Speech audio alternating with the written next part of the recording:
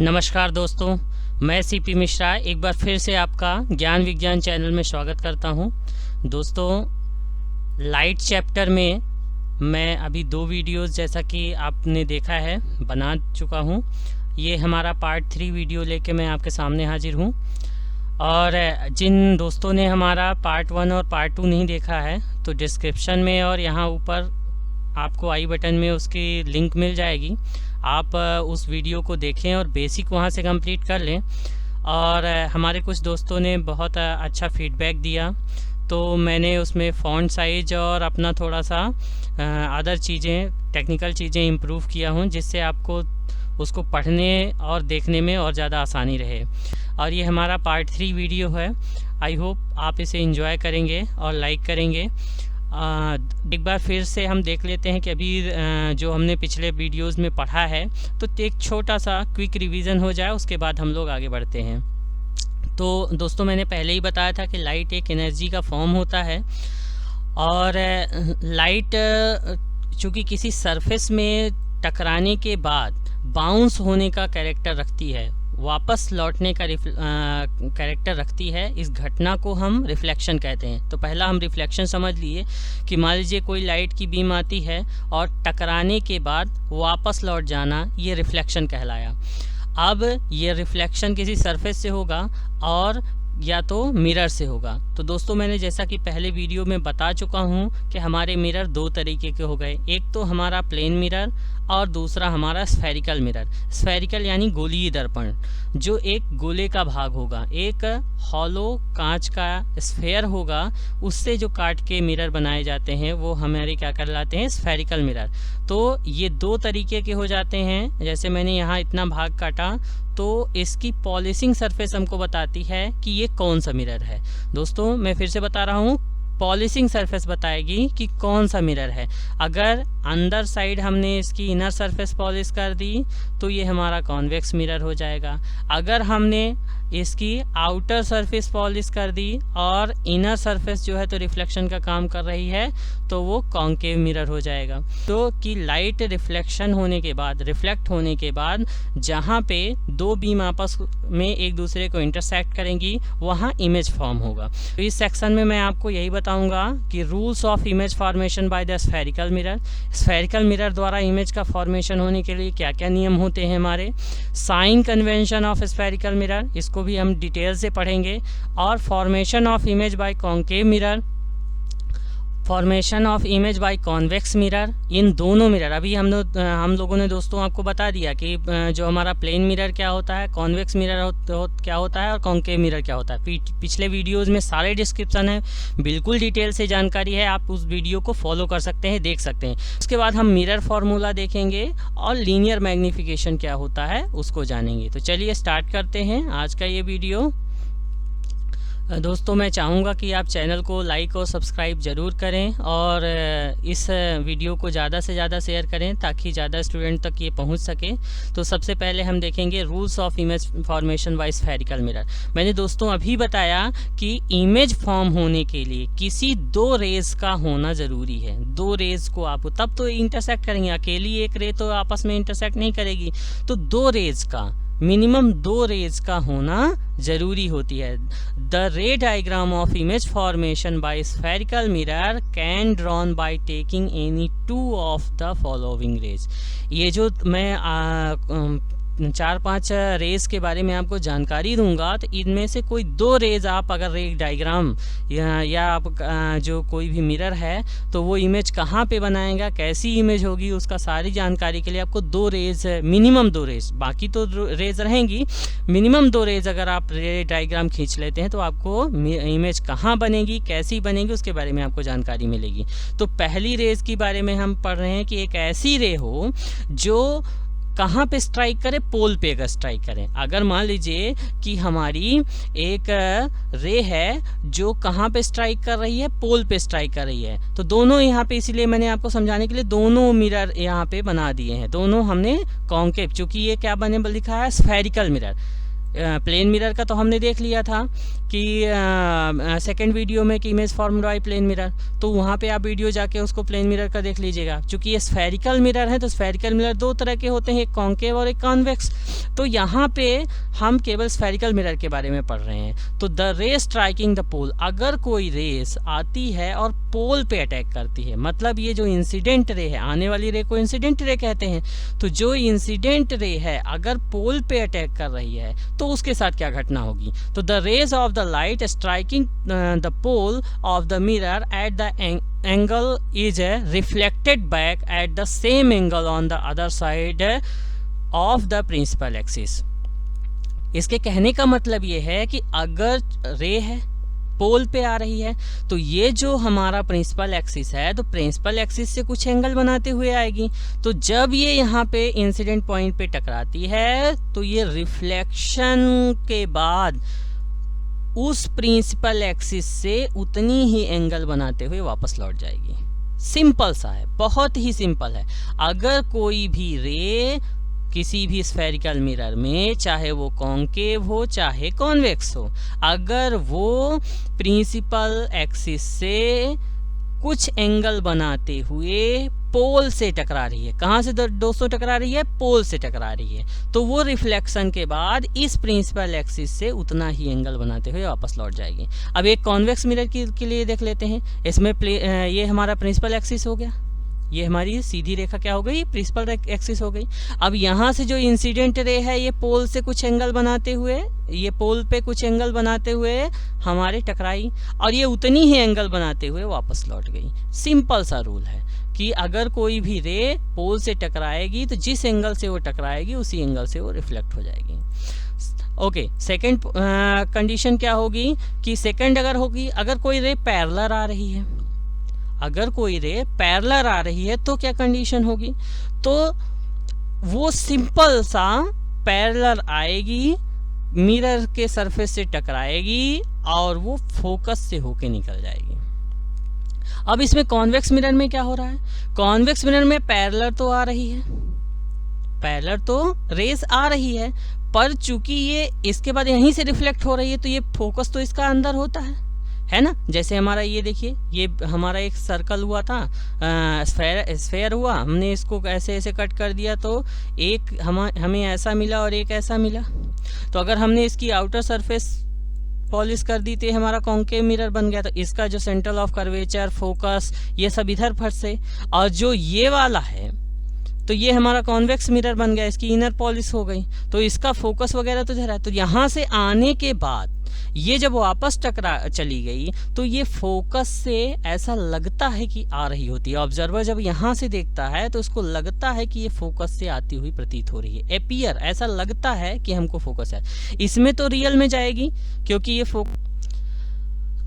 इस convex mirror में तो रियल में ही जाएगी क्योंकि ये सामने ही फ्रंट में ही फोकस है। इसमें बैक साइड में फोकस होता है, तो ये जब ऑब्जर्वर यहाँ से देखता है तो उसको लगता है कि फोकस से आ रही है। एक बार पढ़ लेते हैं कि जो हमारी पैरेलल रेज अगर आती हैं तो for concave mirror the rays parallel to the principal axis is reflected in such a way that after reflection is pass through principal focus. ये जो हमारा प्रिंसिपल फोकस है इससे पास होती हैं या अपीयर होती हैं। But in convex mirror parallel rays is so reflected it's appears to come from the principal focus. ये जो कॉन्वेक्स मिरर में ऐसा लगता है कि वो फोकस से आ रही होती हैं। तो पहला हमने देखा कि अगर पोल पे अटैक करें तो जिस एंगल से आ रही है उतना ही एंगल बनाती हुई प्रिंसिपल एक्सिस से निकल जाएंगी।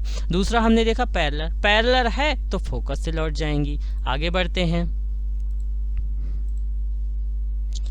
थर्ड कंडीशन हो गई rays through the central of curvature. दोस्तों अगर सेंट्रल ऑफ कर्वेचर से रेज जा रही हैं तो क्या होगा, तो कुछ नहीं होगा, उसमें कोई नहीं होगा, वो अपने पाथ को फॉलो करते हुए वापस लौट जाएंगी। बहुत ही सिंपल है। जैसे ये कॉन्केव मिरर में देख लीजिए, ये कोई इंसिडेंट रे है, ये सेंट्रल ऑफ कर्वेचर से होते हुए यहाँ पे स्ट्राइक कर रही है और यहीं से ये वापस चली जा रही है उसी पाथ को फॉलो करते हुए। इसमें क्या होता है, चूंकि ये सेंट्रल ऑफ कर्वेचर तक आ तो नहीं पाती, पर अगर उसके डायरेक्शन में वो स्ट्राइक करती है तो ये उसी डायरेक्शन में वापस हो जाती है। A rays passing through the centre of curvature hits the mirror along the direction the normal to the mirror at the point the retraces its path after the reflection। ये अपने पाथ को दोहराती है या अपने पाथ में वापस उसी में लौट जाती है। तो 3 कंडीशन हम लोगों ने पढ़ ली दोस्तों। आइए वापस चलते हैं, आगे चलते हैं। 4th कंडीशन होगी हमारी रेस की, रेस थ्रू द फोकस।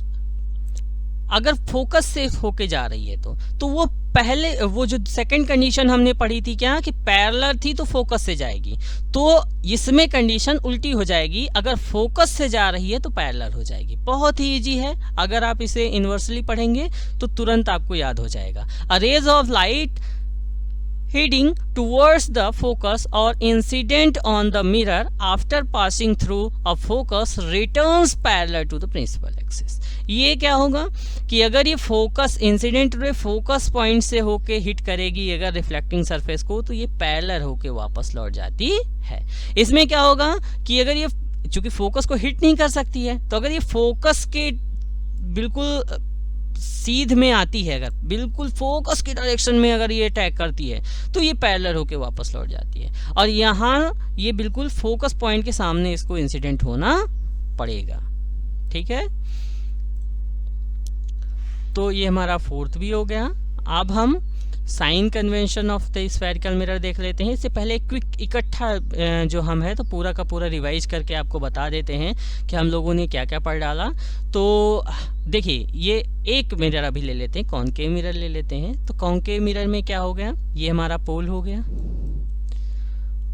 ये हमारा suppose the centre of curvature C हो गया, और ये हमारा फोकस हो गया F हो गया। ठीक है, तो एक तो अगर आप याद रखेंगे कि अगर पैरेलल आएगी तो फोकस से होके निकल जाएगी, अगर सेंट्रल ऑफ कर्वेचर से आ रही है तो सेंट्रल ऑफ कर्वेचर से ही जैसे आएगी उसी डायरेक्शन में वापस लौट जाएगी। एक इसका इनवर्स हम लोगों ने पढ़ा कि पैरेलल आ रही थी तो फोकस से जाएगी, तो अगर फोकस से होके जाएगी तो पैरेलल हो जाएगी, है ना। तो ये हमने 1 2 3, अब 4th वन पढ़ेंगे। अगर पोल से जा रही है तो जितने एंगल बनाते हुए वो इंसिडेंट हो रही है उतने ही एंगल से वो रिफ्लेक्ट हो जाएगी। तो ये हमारे 4 हैं। अब इसमें से इमेज फॉर्मेशन के लिए अगर आपको रे डायग्राम खींचना है तो इसमें से कोई भी 2 ले लीजिए आप इमेज। चाहे तो 2 इमेज ऐसे है, मान लीजिए कॉन्केव मिरर है और ये है, तो एक को आप पैरेलल निकाल दीजिए तो फोकस से चली जाएगी, और एक को पोल से ऐसे इंसिडेंट करवा दीजिए।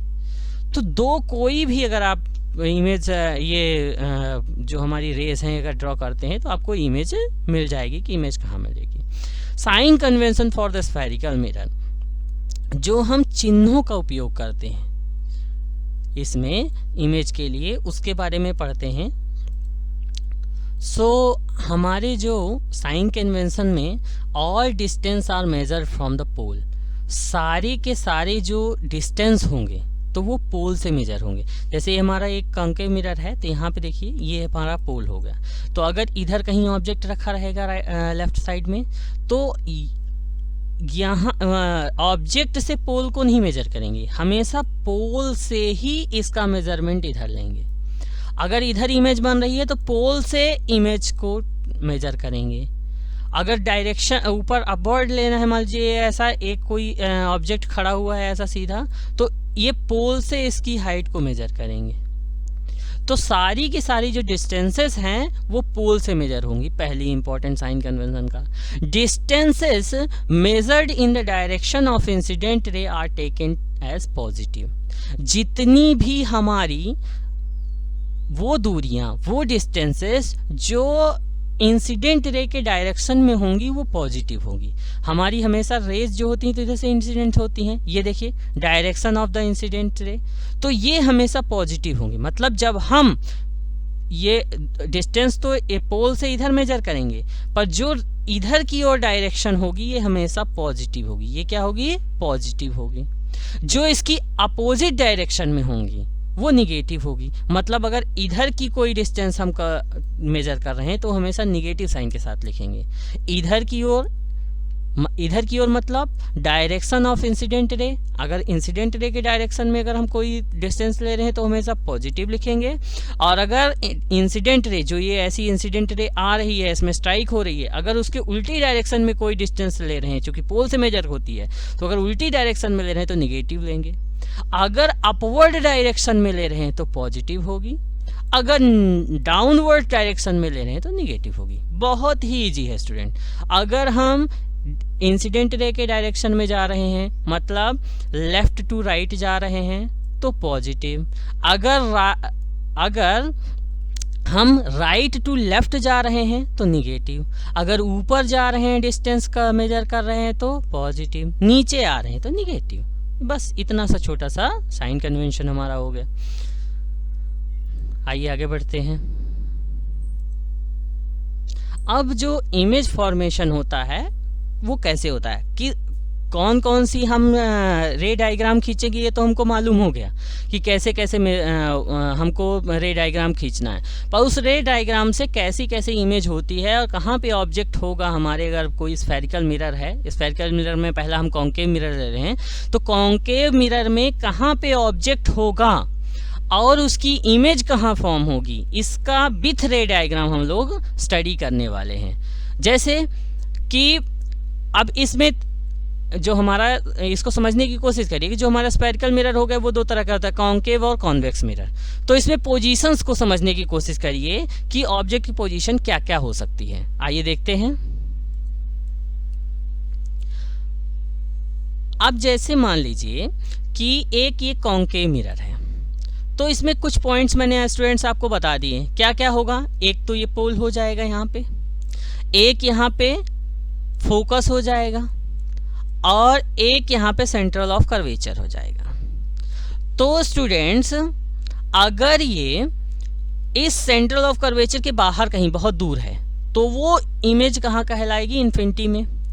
यहाँ पे मान लीजिए इन्फिनिटी में, यहाँ पे अगर बाहर रही तो। अब अगर इस सेंट्रल ऑफ कर्वेचर और इन्फिनिटी के बीच में यहाँ कहीं आ जाएगी तो उसको क्या कह सकते हैं हम, कि ये सेंट्रल ऑफ कर्वेचर के पीछे है यहाँ पे। जब और आगे बढ़ेगी तो ये इस पॉइंट में आ सकती है, मतलब सेंट्रल ऑफ कर्वेचर में है। अब जब और आगे ये ऑब्जेक्ट बढ़ेगा तो ये सेंट्रल ऑफ कर्वेचर और फोकस के बीच में ही बोल सकते हैं, क्योंकि एग्जैक्ट पोजीशन तो हमको पता नहीं है, तो इसके बीच में कह सकते हैं। अब अगली इसकी सिचुएशन जो हम अंदाजा लगा सकते हैं वो होगी कि फोकस में होगी। अब और आगे ऑब्जेक्ट को अगर ले जाओगे तो ये बोलोगे कि ये फोकस और इस पोल P के बीच में होगी। अब इस P में तो ऑब्जेक्ट रखा नहीं जा सकता, मतलब इतनी ही कंडीशन उसकी पॉसिबल है कि या तो इन्फिनिटी में हो गया तो ये फर्स्ट पोजीशन, या सेंट्रल ऑफ कर्वेचर की तो ये second position, central of curvature में third position, central of curvature और फोकस की बीच में ये फोर्थ कंडीशन हो जाएगी, फोकस के पास ये फिफ्थ कंडीशन हो गई, अब फोकस और पोल के बीच में ये सिक्स्थ कंडीशन हो गई। मतलब किसी भी कॉन्केव मिरर में जो पोजीशन ऑफ ऑब्जेक्ट है वो 6 तरीके का हो सकता है। अब यही जानेंगे कि, हाँ स्टूडेंट, तो अब यही जानेंगे हम कि ये जो 6 पोजीशन हैं, जो 6 पोजीशंस मैंने आपको बताई, इन सारी की सारी ऑब्जेक्ट पोजीशन में जो दो रेज हम लेके उनकी इमेज की पोजीशन क्या होगी और वो इमेज किस नेचर का होगा। तो आइए स्टार्ट करते हैं। तो स्टूडेंट्स हम पहली पोजीशन लेते हैं कि अगर कोई कॉन्केव मिरर है और ऑब्जेक्ट जो है हमारा तो वो इन्फिनिटी में है। जैसे मान लीजिए हमारा एक ऐसा कॉन्केव मिरर है, अब ये हमारा प्रिंसिपल एक्सिस हो गया, तो यहाँ कहीं इमेज है, तो यहाँ से कोई भी रेज इसकी ना ही ये सेंट्रल ऑफ कर्वेचर से जा सकती है, ना फोकस से जा सकती है, ना पोल पे स्ट्राइक कर सकती है। ये क्या होगी, यहाँ इस इन्फिनिटी से भी जो रेज आती हैं वो सारी की सारी पैरेलल होती हैं। इनफाइनाइट से डिस्टेंस से जितनी भी रेज आती हैं वो सारी की सारी पैरेलल होती हैं। तो पहली कंडीशन में आप कोई 2 रेज लीजिए पर वो रेज सारी की सारी क्या होंगी, पैरेलल होंगी। तो स्टूडेंट्स मैंने आपको क्या बताया था अभी इमेज फॉर्मेशन में, जो रेज का रूल बताया कि जो भी पैरेलल होगी वो फोकस से जाएंगी। तो यहाँ पे जब कोई object, when the object is situated at infinity, जब इनफाइनाइट में होगा कोई ऑब्जेक्ट तो उसकी इमेज कहाँ बनेगी। तो देखिए यहाँ पे क्या हो रहा है, ये इन्फिनिटी में है तो यहाँ से ये पैरेलल रेज गई तो यहाँ पे, यहाँ से पैरेलल रेज गई यहाँ पे बहुत सारी रेज ली गई, तो सारी की सारी इस फोकस पे मीट कर रही हैं, इंटरसेक्ट कर रही हैं। मतलब जो इमेज फॉर्म हो रही है इंटरसेक्टिंग पॉइंट में ही तो इमेज फॉर्म होगी, तो मतलब उसकी फोकस में ही इमेज बन रही है। तो हम क्या कह सकते हैं कि चूंकि रियल में इंटरसेक्ट कर रही हैं तो हम कहेंगे कि इमेज रियल बनेगी, इन्वर्टेड होगी, उल्टी होगी और बहुत ही डिम होगी, बहुत ही धुंधली इमेज बनेगी। क्यों? क्योंकि यहाँ पे देख रहे हैं बिल्कुल पॉइंट जैसी इमेज बन रही है, तो ये तो बड़ी इमेज बनेगी नहीं, तो डिम बनेगी। और इमेज की जगह कहाँ होगी, कहाँ पे बन रहा है वो, तो इमेज एट द फोकस, वो फोकस पे बन रही है। समझिए स्टूडेंट क्या हो रहा है यहाँ पे कि ये पैरेलल रेज आ रही हैं, इमेज ये इस कॉन्केव मिरर से टकराने के बाद ये रिफ्लेक्ट हो रही हैं, after striking it's reflected and meet at the focus point. Strike होने के बाद ये लौट रही हैं और फोकस पे ये मिल रही हैं। तो ये इमेज जो हो रही है वो फोकस पे बन रही है, इन्वर्टेड हो रही है, बहुत ही डिम है और इसकी पोजीशन जो है तो फोकस पे है। अगली कंडीशन देखते हैं। अब इनफाइनाइट से वो क्या हो गया, आगे बढ़ा, तो ये सेंटर ऑफ कर्वेचर के पीछे आ गई। कोई ऑब्जेक्ट है, ये इस ऑब्जेक्ट का नाम भी आप दे सकते हो ए या बी, ए बी ऑब्जेक्ट मान लीजिए, इसका नाम दे दिया मैंने। तो ये ऑब्जेक्ट पहले इनफाइनाइट में था, अब इसको हमने थोड़ा सा आगे पुश करके यहाँ पे इस सेंटर ऑफ कर्वेचर के पीछे रख दिया। तो अब इस कंडीशन में कहाँ बनेगी, तो object beyond the central of curvature C, अगर ये सी के पीछे है तो अब कहाँ इमेज बनेगी इसकी। तो हमने क्या बताया था स्टूडेंट कि कोई दो रेज में आपका काम चल जाएगा। तो आपने एक पैरेलल रेज ले ली इसकी, तो पैरेलल रे कहाँ से जा रही है, फोकस से जा रही है, ये देखिए फोकस से लौट रही है यहाँ से, ठीक। और एक आप इसी सेंट्रल ऑफ कर्वेचर से निकाल दीजिए। तो सेंट्रल ऑफ कर्वेचर वाली रेज का क्या कैरेक्टर होता है कि वो अपने पाथ को फॉलो कर लेती है, वापस उसी रास्ते से लौट जाती है। तो ये देखिए यहाँ से ये जाके और ये वापस इसी रास्ते पे आ गई। तो ये हमारा क्या हो गया, जो इमेज हमारी बन रही है स्टूडेंट्स वो कहाँ पे बन रही है, ये हमारी सेंट्रल ऑफ कर्वेचर और फोकस के बीच में कहीं बनेगी। और ये कैसी इमेज बन रही है, उल्टी, मतलब इन्वर्टेड इमेज बन रही है। तो अगर हमारा इनफाइनाइट में रहेगा तो फोकस पे बनेगी, और अगर हमारा सेंट्रल ऑफ कर्वेचर के पीछे है तो वो इमेज क्या होगी, चूंकि रियल में इंटरसेक्ट कर रही हैं तो ये रियल इमेज बनेगी, इन्वर्टेड होगी, डिमिस्ड होगी, और कहाँ पे बनेगी, between the C and F, मतलब सेंट्रल ऑफ कर्वेचर और फोकस के बीच में बन रही होगी। आई होप स्टूडेंट समझ में आया होगा। आइए आगे बढ़ते हैं। अगली पोजीशन क्या होगी, अब आप बिल्कुल अंदाजा लगा सकते हैं कि अभी इनफाइनाइट में थी, अब सी के पीछे आ गई, अब सी पे जाएगी। तो अगली पोजीशन क्या होगी ऑब्जेक्ट की, आप ऑब्जेक्ट को कहाँ रखोगे, ऑब्जेक्ट को हमने रख दिया object at C, C means central of curvature. अगर आपने ऑब्जेक्ट को सेंट्रल ऑफ कर्वेचर पे रख दिया तो इमेज कहाँ बनेगी। तो आइए देखते हैं। ये हमारा ऑब्जेक्ट है, ए बी इसका नाम ही है, ए बी ऑब्जेक्ट है। यहाँ से हमने दो रेज चाहिए हमको, तो हमने एक पैरेलल ले लिया। अब चूंकि ये सेंट्रल ऑफ कर्वेचर है तो यहाँ से तो इमेज आप निकाल नहीं सकते, तो आप फोकस से ले लिए। तो अगर पैरेलल होती है तो रिफ्लेक्शन के बाद वो फोकस से जाती है, और अगर फोकस से जा रही होती है तो रिफ्लेक्शन के बाद वो पैरेलल हो जाती है। तो इंटरसेक्टिंग पॉइंट कहाँ पे है, यहाँ पे है, और ये इसकी इमेज बन गई यहाँ पे ऐसा। तो जो हमारा अगर कोई भी ऑब्जेक्ट है वो सी सेंट्रल ऑफ कर्वेचर पे है तो हमारी इमेज कहाँ बन रही है, सेंट्रल ऑफ कर्वेचर पे ही बन रही है।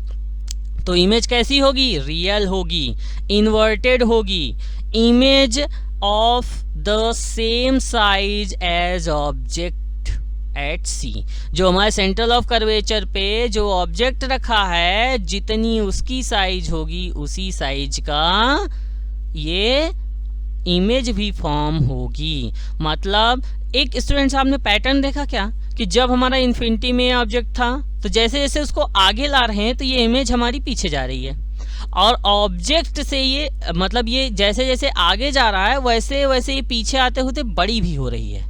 पहले यहाँ पे जब इनफाइनाइट में था तो ये फोकस पे बन रही थी, बिल्कुल पॉइंट साइज की थी।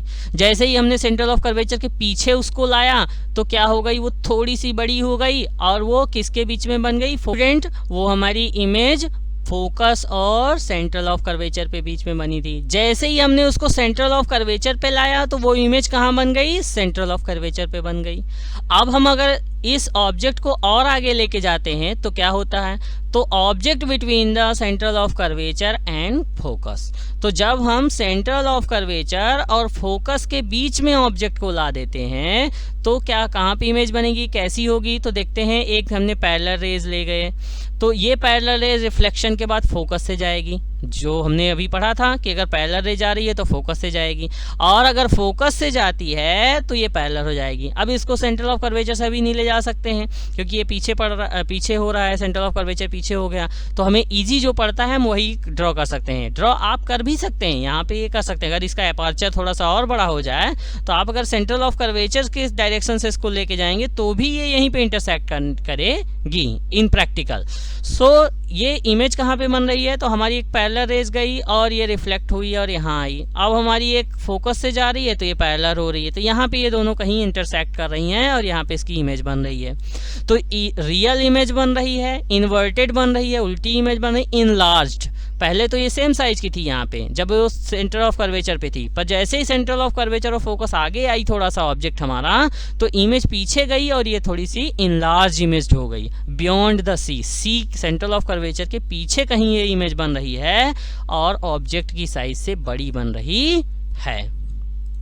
आइए आगे बढ़ते हैं। अब और आगे अगर आप ऑब्जेक्ट को लेके जाते हैं तो कहाँ पे कंडीशन बनती है कि अभी तो ये हमारी सेंट्रल ऑफ कर्वेचर और फोकस के बीच में था पिछले उसमें स्लाइड में, अब इसमें हमने क्या ऑब्जेक्ट को रख दिया, अब हमने और आगे ले जाके ऑब्जेक्ट को फोकस पे रख दिया। तो अगर हमारा ऑब्जेक्ट फोकस पे है तो कहाँ इमेज बनेगी, तो दो रे डायग्राम हमने एक क्या कर लिया, पैरेलल ले गए तो फोकस से होके जा रही है, और दूसरा हमने सेंट्रल ऑफ कर्वेचर से निकाला। तो अगर सेंट्रल ऑफ कर्वेचर से जा रही है तो उसी पाथ को फॉलो करती हुई यहाँ आ गई, तो ये यहाँ कहीं आगे जाके इंटरसेक्ट करेगी। तो जो इमेज होगी वो कहाँ, ये हमारा प्रिंसिपल फोकस है, और अगर मान लीजिए यहाँ कहीं पे इस डायरेक्शन में वो टकराएगी तो यहाँ कहीं ऐसी इमेज उसकी बनेगी।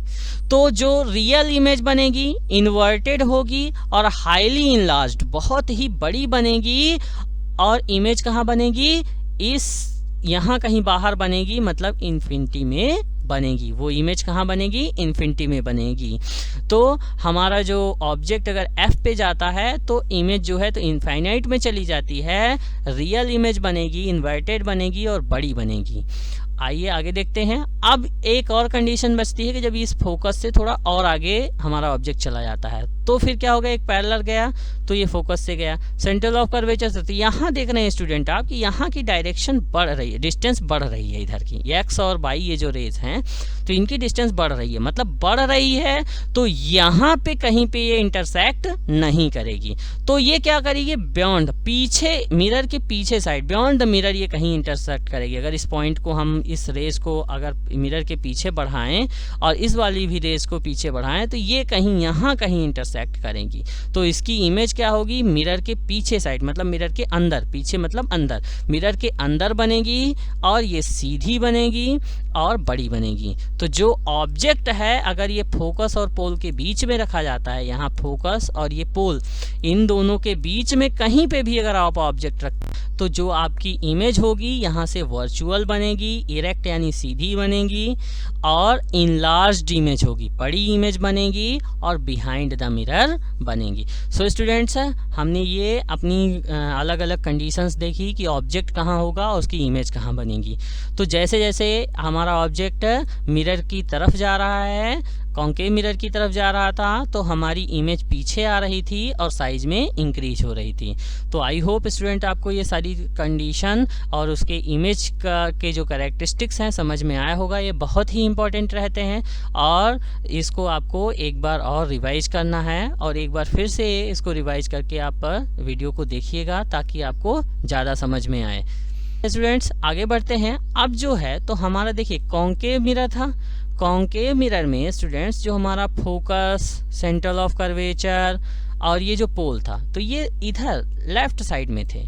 अब जो हमारा कॉन्वेक्स मिरर है वो ऐसा होता है, और उसके जो फोकस और सेंट्रल ऑफ कर्वेचर होते हैं वो ये अंदर साइड होते हैं, यहाँ पे होते हैं।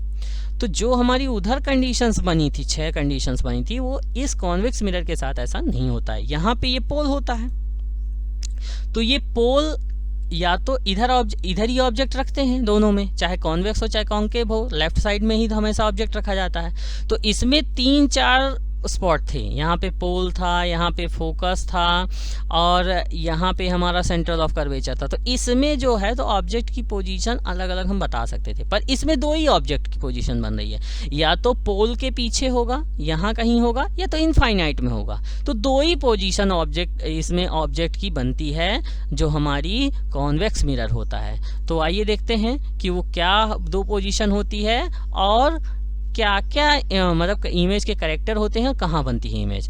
तो पहली चीज़ तो इनफाइनाइट में अगर है तो पहले ही बताया था कि इनफाइनाइट में होगी तो सारी की सारी पैरेलल जाएंगी, और जो रेस पैरेलल जाती हैं वो कहाँ से आती हैं, फोकस से आती हैं। तो देखिए यहाँ पे हमारा जो ऑब्जेक्ट था वो कहीं यहाँ इनफाइनाइट में रहा होगा, तो यहाँ से जितनी भी रेस गई वो सारी की सारी पैरेलल गई और रिफ्लेक्ट हो गई, और रिफ्लेक्शन के बाद जब ऑब्जर्वर यहाँ से देखता है तो वो फोकस से कम बैक होती अपीयर होती है। मतलब जो इमेज बन रही है, अब इधर तो ये इंटरसेक्ट करेंगे नहीं सामने, तो ये पीछे साइड इमेज के मिरर के कर रही हैं, तो यहाँ पे कहीं पे ऑब्जेक्ट की इमेज बन रही है। तो ये कहाँ बन रही है, eight the focus behind the mirror, ये फोकस पे बन रही है और बिहाइंड द मिरर इसकी इमेज बन रही है ना। और डिमिस्ड है, मतलब बहुत ही धुंधली इमेज होगी, पॉइंट साइज की होगी, वर्चुअल होगी। वर्चुअल क्यों होगी, आभासी क्यों होगी, क्योंकि ये रियल में इंटरसेक्ट नहीं कर रही हैं ये दोनों रेस, और इरेक्ट सीधी होगी। तो ये हमारी एक कंडीशन हो गई कि इनफाइनाइट में रहेगा तो फोकस पे बनेगी और वो डिमिस्ड होगी, है ना स्टूडेंट्स। अब हमारा ऑब्जेक्ट जो इनफाइनाइट से थोड़ा और आगे आएगा, मतलब पोल के पीछे आ जाएगा। 2 ही कंडीशन तो थी इसमें कॉन्वेक्स मिरर के साथ। तो सेकेंड पोजीशन में क्या होगा हमारा कि objects between the infinity and pole, इस इन पोल और इनफाइनाइट के बीच में कहीं पे भी अगर ऑब्जेक्ट आ जाता है तो क्या कंडीशन होगी, इमेज कैसी बनेगी। तो जो हमारी एक पैरेलल होगी तो ये रिफ्लेक्शन के बाद फोकस से आती हुई प्रतीत होगी, अपीयर होगी, ऐसा लगेगा कि फोकस से रिफ्लेक्ट हो रही है। और एक सेंटर ऑफ कर्वेचर के डायरेक्शन में हमने यहाँ पे इस डायरेक्शन में इंसिडेंट करवाया तो यही वापस चली जाएगी। अब ये क्या होगा, इधर तो कहीं इंटरसेक्ट नहीं करेंगी, इधर कितना भी बढ़ेंगी ये इंटरसेक्ट नहीं करेंगी। ये अगर इनको हम इधर बढ़ाते हैं तो ये यहाँ पे कहीं पे इंटरसेक्ट करेंगी, मतलब जो इमेज की पोजीशन होगी इस फोकस और पोल के बीच में होगी। अब चाहे कहीं पे भी इसको आगे पीछे करो, इमेज यहीं फोकस और पोल के बीच में ही वेरी करेगी। तो इसकी कंडीशन क्या बनेगी, बिटवीन पोल एंड फोकस, ये पोल और फोकस के बीच में बनेगी, वर्चुअल होगी, ऑलवेज स्मॉलर एंड इरेक्ट, हमेशा ऑब्जेक्ट से छोटी बनेगी और सीधी बनेगी। तो 2 कंडीशन होगी। कॉन्केव मिरर के साथ क्या था कि इमेज छोटी हो रही थी, फिर जैसे जैसे कॉन्केव मिरर के साइड में कोई ऑब्जेक्ट जा रहा था तो इमेज पीछे आ रही थी और बड़ी बन रही थी। लास्ट कंडीशन जब फोकस और पोल के बीच में आया था ऑब्जेक्ट तो उसकी पीछे साइड बनने लगी थी इमेज और बड़ी बनी थी। इसमें 2 ही कंडीशन होगी, इन्फिनिटी में अगर होगी तो फोकस में पॉइंट साइज की बनेगी, और अगर पोल और फोकस के बीच में जा रही है पोल और इनफाइनाइट के बीच में जा रही है तो पोल और फोकस के बीच में इमेज बनना चालू हो जाएगी और छोटी रहेगी हमेशा। तो आई होप ये इमेज फॉर्मेशन कॉन्केव मिरर और कॉन्केवेक्स मिरर आपको समझ में आया होगा। एक बार फिर से दोहरा लीजिएगा ज़रूर, क्योंकि ये बहुत ही इंपॉर्टेंट है। आइए आगे बढ़ते हैं। आगे क्या है, different distances is denoted by, ये डिस्टेंसेस जो होते हैं तो कैसे डिनोट होते हैं ये बताते हैं। तो अगर डिस्टेंस ऑफ द ऑब्जेक्ट की बात करें तो ये यू से डिनोटेड होगा। जैसे कि हमारा ये ऑब्जेक्ट है ए बी, तो अगर इसकी डिस्टेंस ये इतनी डिस्टेंस हमको वो करना है तो अगर हम किसी भी वेरिएबल को लेंगे तो उसको यू मानेंगे। क्या मानेंगे, यू मानेंगे। इसके बाद जो हमारा अगर डिस्टेंस है किसका, इमेज का, तो उसे हम भी मानते हैं, भी से डिनोट करते हैं हमेशा। अगर हमारी फोकल लेंथ इतनी ये हमारा पोल से और फोकस की डिस्टेंस को अगर मेजर करना है तो अगर कोई वेरिएबल यूज करेंगे तो स्मॉल एफ, ये फोकल लेंथ से। अगर हमें रेडियस ऑफ कर्वेचर, ये जो कि सेंट्रल ऑफ कर्वेचर की distance he radius of curvature कहलाती है, तो उसे आर से डिनोट करते हैं।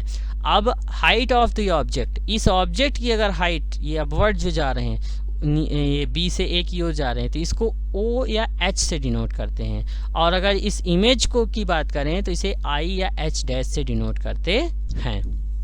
आइए आगे बढ़ते हैं स्टूडेंट्स। मिरर फार्मूला मैंने यहाँ पे डायरेक्ट लिख दिया है। ये पहले आपके कोर्स में था कि इसे कैसे डेराइव करते हैं। अगर आपको वो चाहिए होगा तो कमेंट में ज़रूर लिखिएगा, मैं इसको डेराइव करना भी आपको सिखा दूंगा। और अभी इसको समझ लेते हैं कि ये मिरर फार्मूला क्या कहना चाह रहा है। तो मिरर फार्मूला जो है तो रिलेशन बताता है डिस्टेंस जो है ऑब्जेक्ट की और इमेज की डिस्टेंस और फोकल लेंथ के बीच में। किसके बीच में ये मिरर फार्मूला रिलेशन बताता है? ऑब्जेक्ट डिस्टेंस के, जिसे हम u से अभी बताया था डिनोट करते हैं, इमेज की डिस्टेंस v और फोकल लेंथ f के बीच में रिलेशन करता है। और वो कैसे रिलेशन बनाता है कि 1/f is equal to 1/v plus 1/u। यही हमारा क्या है? मिरर फार्मूला है। और इसे कैसे डिराइव करते हैं, अगर आपको ये चाहिए तो ज़रूर आप कमेंट में लिखिए, मैं इसको डिराइव करना आपको बता दूंगा कि कैसे आता है। मतलब फोकल लेंथ का इन्वर्स जो होता है वो इमेज के इन्वर्स इमेज की जो डिस्टेंस का इन्वर्स होता है और ऑब्जेक्ट की डिस्टेंस का इन्वर्स होता है, उनके सम के बराबर होता है। और ये फॉर्मूला दोनों मिरर के लिए है, चाहे कॉन्केव मिरर हो चाहे कॉन्वेक्स मिरर हो, दोनों के लिए यही फॉर्मूला यूज किया जाता है। चलिए आगे बढ़ते हैं। अब मैग्नीफिकेशन क्या होता है? मैग्नीफिकेशन अभी स्टूडेंट मैंने आपको कॉन्केव मिरर में एक बताया था कि जब ऑब्जेक्ट हमारा फोकस और इस पोल के बीच में आ जाता है तो मिरर के बैक साइड में उसकी इमेज जो होती है वो बड़ी बनती है। तो इस ऑब्जेक्ट और इस इमेज के बीच में क्या रिलेशन है, यही जो है तो लीनियर मैग्नीफिकेशन बताता है। तो आइए डिटेल से विद डेफिनेशन पढ़ते हैं कि स्फेरिकल मिरर होते हैं, जो हमारे स्फेरिकल मिरर होते हैं, स्पेशली जो हमारा कॉन्केव मिरर है, अभी हमने एक पिक्चर भी लिया था, तो वो क्या करते हैं? Magnified image of an object. वो क्या कर सकते हैं? Produce magnified image of an object. किसी भी ऑब्जेक्ट की वो बड़ी पिक्चर बना सकते हैं, बड़ा इमेज बना सकते हैं। The ratio of size of the image and size of the object is called the linear magnification. अगर जो इमेज की साइज और ऑब्जेक्ट की साइज का अगर हम रेशियो निकालें, वही हमारा लीनियर मैग्नीफिकेशन कहलाता है। अगर इसको फॉर्मूले में अगर बेस पे पढ़ें तो ये ऐसा होता है कि लीनियर मैग्नीफिकेशन को हम स्मॉल m से डिनोट करते हैं और is equal to size of the image, जिसे I से डिनोट करते हैं, साइज ऑफ द ऑब्जेक्ट। अब हम क्या करते हैं? सिंपल मैग्नीफिकेशन में साइज जो इमेज की होगी उसको डिवाइड कर देंगे size of the object, means m is equal to I upon O। यही हमारा लीनियर मैग्नीफिकेशन है। अब इसको हम हाइट के फॉर्म में भी लिख सकते हैं कि m is equal to height of the image divided by height of the object. अभी डिस्टेंस या साइज पे देख रहे थे, हाइट पे देखा, डिस्टेंस में भी आप देख सकते हो कि the linear magnification m is also related with the object distance u and v। So m is equal to h dash upon h और माइनस v अपॉन u। ये माइनस क्यों आया है? वही साइन कन्वेंशन के कारण कि जितनी भी डिस्टेंस होगी इंसिडेंट रे के अपोजिट डायरेक्शन में तो वो माइनस से ली जाएंगी। ओके, आई होप ये समझ में आया होगा। कुछ नहीं है, सिंपल है, जो हमारी इमेज का है और जो ऑब्जेक्ट की साइज है उन दोनों का रेशियो है ना, size of the image divided bye size of the object, ये मैग्नीफिकेशन कहलाएगा। आइए और आगे देख लेते हैं इसके लीनियर मैग्नीफिकेशन की कंडीशन में। अब सिंपल सा बात है, रेशियो है, तो रेशियो में अगर जो हमारा न्यूमरेटर है वो बड़ा हो जाता है डिनोमिनेटर से, जो हमारा अंश है वो हर से बड़ा होता है, तो उसका जो वैल्यू आएगा लगभग, तो आप ये कह सकते हैं ना कि जो अगर h डैश यानी इमेज, जो हमारी इमेज है उसकी हाइट ऑब्जेक्ट की हाइट से बड़ी है, तो जब हम इसका रेशियो निकालेंगे वो m से, वो जो m आएगा वो 1 से हमेशा ज़्यादा होगा। मान लीजिए कि हमारा ये सपोज दैट 12 सेंटीमीटर है ना, 12 सेंटीमीटर है और हमारा जो ऑब्जेक्ट था एक्चुअल में वो 6 ही है, तो जब इसको डिवाइड करेंगे तो ये अगर जो वैल्यू आ रही है 2, ये हमेशा जो ये m की वैल्यू हो गई, तो ये हमेशा 1 से ग्रेटर होगी। तो ऐसी कंडीशन में क्या होगा कि अगर जो इमेज की हाइट है वो अगर ऑब्जेक्ट की हाइट से ज़्यादा है तो हमेशा m की वैल्यू 1 से ज़्यादा होगी। अगर दोनों इसकी वैल्यू कम हो जाती है तो 1 से कम हो जाएगा। यही मैंने लिखा है आगे कि h dash is smaller than h, so m is also smaller than 1। ये इसकी जो रेशियो आएगा ये 1 से कम होगा। अगर दोनों इक्वल हैं तो 1 के बराबर हो जाएगा। भाई उसी संख्या में उसी संख्या का अगर हम डिवाइड करेंगे सेम संख्या का तो 1 ही आएगा। तो यही चीज़ थी। अब चलिए आगे बढ़ते हैं। अब अगर वही चीज़ हमने फिर से यहाँ पे देखने की कोशिश करेंगे कि व्हेन इमेज इज़ रियल, जब इमेज रियल होगी मतलब एक्चुअल में इंटरसेक्ट हो गई। एक्चुअल में इंटरसेक्टिंग किस में हो रहा था? कॉन्केव मिरर में हो रहा था। तो image lies below the principal axis, therefore height of the image is negative. हमेशा मैंने क्या बोला था कि जो देखिए ये हो गया हमारा कॉन्केव मिरर, ये प्रिंसिपल एक्सिस हो गया, तो जो इस डायरेक्शन में होगा निगेटिव लेंगे, जो इमेज इंसिडेंट रे के डायरेक्शन में होगा पॉजिटिव, जो नीचे आएगा वो निगेटिव, जो ऊपर आएगा तो पॉजिटिव। तो क्या है ये क्या बोल रहा है कि अगर रियल इमेज जब तक बन रही थी, रियल इमेज आपने देखा था कि जब इन्फिनिटी में था तो फोकस में बन रही थी, फिर जब यहाँ पे सेंट्रल ऑफ कर्वेचर के बीच में आया तो फोकस और सेंट्रल ऑफ कर्वेचर के बीच में यहाँ नीचे साइड बन रही थी, फिर और सेंट्रल ऑफ कर्वेचर में आया, फिर सेंट्रल ऑफ कर्वेचर के बाद इन्फिनिटी में आया, तो सभी जो इमेज बन रही थी वो नीचे साइड बन रही थी, मतलब सारी की सारी निगेटिव बन रही थी। जितनी भी इमेज रियल बनी हैं वो सारी की सारी निगेटिव थी, मतलब एच डैश की जो वैल्यू थी वो निगेटिव होगी। तो minus H dash upon H, इसकी वैल्यू हमेशा निगेटिव में आएंगी। और जितनी भी जो इमेज बन रही थी मतलब जो वर्चुअल इमेज थी, तो जैसे यहाँ पे इसकी इमेज एक बड़ी बनी थी तो ये प्रिंसिपल एक्सिस के ऊपर बन रही थी, और जो हमारी कॉन्वेक्स मिरर की बात करें ऐसा, तो यहाँ पे भी एक फोकस में बनी थी और फिर यहाँ पे फोकस और पोल के बीच में बनी थी, तो ये भी क्या बनी थी? वर्चुअल इमेज बनी थी। तो जो वर्चुअल इमेज थी वो सारी की सारी प्रिंसिपल एक्सिस के ऊपर बन रही थी, तो वो क्या होगी? वो हमेशा पॉजिटिव होगी, मतलब m is equal to H dash upon H की वैल्यू जो होगी पॉजिटिव आएगी। बहुत ही ईजी है। अगर रियल इमेज है तो वो क्या होगी? प्रिंसिपल एक्सिस के नीचे बनेगी और उसकी वैल्यू अगर हम मैग्नीफिकेशन निकालें उनका तो उसकी वैल्यू निगेटिव आएगी। और अगर हमारा जो इमेज है वो वर्चुअल है और इरेक्ट है तो उसकी जो हम मैग्नीफिकेशन जब निकालेंगे एच डैश अपॉन एच करेंगे तो उसकी वैल्यू हमेशा पॉजिटिव में आएगी। बहुत ही छोटी सी बात है, इसको एक बार दोहरा लीजिएगा। Okay students, thank you for watching. अब अगला जो हमारा होगा तो वो यहाँ से हमारा रिफ्लेक्शन वाला पार्ट ख़त्म हो जाता है। हमने रिफ्लेक्शन जान लिया क्या होता है, इमेज फॉर्मेशन जान लिया, इमेज फॉर्मेशन में प्लेन मिरर को हमने पढ़ लिया, जो स्फेरिकल मिरर दोनों थे, कॉन्केव मिरर, कॉन्वेक्स मिरर, वो हमने कवर कर लिए कि दोनों में इमेज कहाँ होगा, अगर ऑब्जेक्ट कहाँ कहाँ रहेगा तो, और हमने मिरर फार्मूले के बारे में जान लिया। इतनी सारी चीज़ें हमने कवर कर ली। अब हम रिफ्रैक्शन ऑफ लाइट के बारे में पढ़ेंगे। सुनने में रिफ्लेक्शन और रिफ्रैक्शन एक ही जैसा लगता है, पर रिफ्रैक्शन जो है तो बिल्कुल ही अलग फिनोमिना है। उसके बारे में हम लोग अगले वीडियो में पढ़ेंगे। जल्द ही लेके अगला वीडियो हाजिर होंगे, और वीडियो को प्रमोट करने के लिए शेयर ज़रूर करें। Thank you for watching.